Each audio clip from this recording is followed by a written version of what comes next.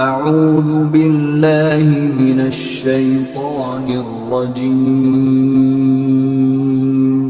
بسم اللہ الرحمن الرحیم۔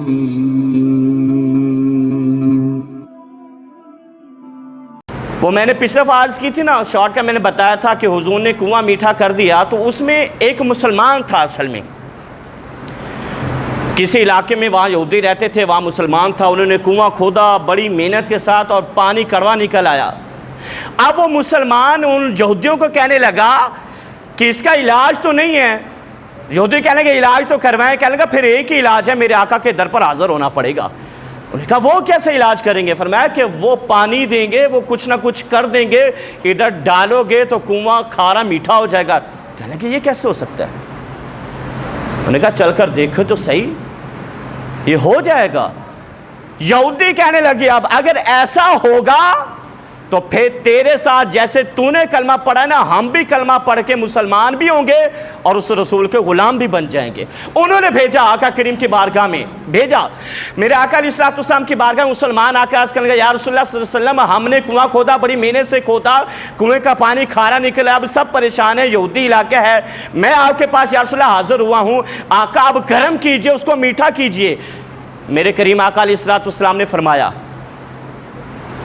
آقا کریم نے فرمایا کہ بتاؤ پہلے نام پر اس کنویں کا نام کیا رکھا ہے؟ کہنے لگے بیسان نام رکھا ہے، بیسان۔ میرے آقا نے فرمایا کہ نام ہی صحیح نہیں ہے، نام میں بتاتا ہوں، میٹھا نہ ہو تو پھر مجھے آ کر بتانا تم۔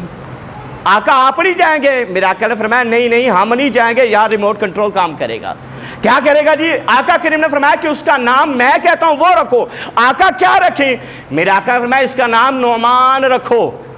اور میں آج نعمان کا معنی پڑھ رہا تھا، نعمان کا معنی ہوتا ہے خوشبودار پھول، خوشبودار وہ پھول جس کی خوشبو سے سارے مہک جائیں، جس سے سارے فائدہ اٹھائیں۔ آقا نے فرمایا اس کا نام رکھو نعمان۔ وہ غلام کہتا ہے یا رسول اللہ ہم نے نام رکھ دیا نعمان۔ آقا فرمانے لگے جاؤ پھر جا کر دیکھو میٹھا بھی ہو چکا ہے۔ آقا نے فرمایا تمہارا کام ہو گیا، جا کر دیکھو۔ اب یہ مسلمان جا رہا ہے، یہودی سارے انتظار کے اندر ہے کہ ابھی یہ مسلمان اپنے آقا کو لے کر آئے گا، لیکن اس نے آ کر دیکھا، غلاموں نے وہ غلام کو دیکھا، سارے یہودی پریشان ہو گیا، اکیلا آ رہا، پوچھ لگے کہ تیرا محبوب نہیں آیا، رسول اللہ نہیں آئے؟ غلام کہنے لگا میرے آقا نے وہاں بیٹھے بیٹھے کام کر دیا ہے۔ انہوں نے کہا یہ بھی ہوتا ہے؟ فرمایا ہاں ہوتا ہے، جا کر چیک کرو تم۔